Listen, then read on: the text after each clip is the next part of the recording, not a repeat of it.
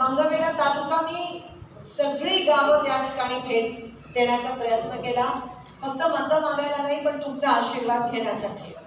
काल दक्षिण तालुका संपवला, मोहोळ झालं, पंढरपूर झालं, दक्षिण सोलापूर झालं, शहर काही प्रमाणात झालं, अक्कलकोट झालं। आज 500 गावं करून परत तुमचा आशीर्वाद घ्यायला आले, कारण मंगळवेढ्याचं माझं नातं वेगळंच।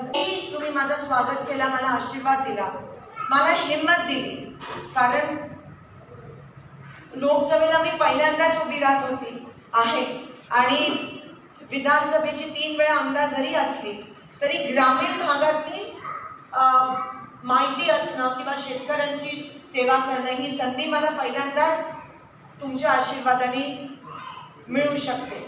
आणि म्हणून तुम्ही मंगळवेढ्यामध्ये बरेच काही विषय माझ्या समोर मांडले, बरेच प्रचार पण नव्हता खरं तर, ती गाव भेटच होती आणि पाण्याचा महत्त्वाचा प्रश्न होता, शेतकऱ्यांचा महत्त्वाचा प्रश्न होता आणि आज तुमच्यामुळे ग्रामीण भागातले जे प्रश्न आहेत ते मी व्यवस्थित समजू शकले आणि म्हणून मला वाटलं उमेदवारी जाहीर झाली, आपल्याला नंबर पण मिळाले, 1 नंबरवर आपलं बटन, माझं नाव असणारे, चिन्ह असणारे, हात असणारे तुम्हाला माहिती आहे।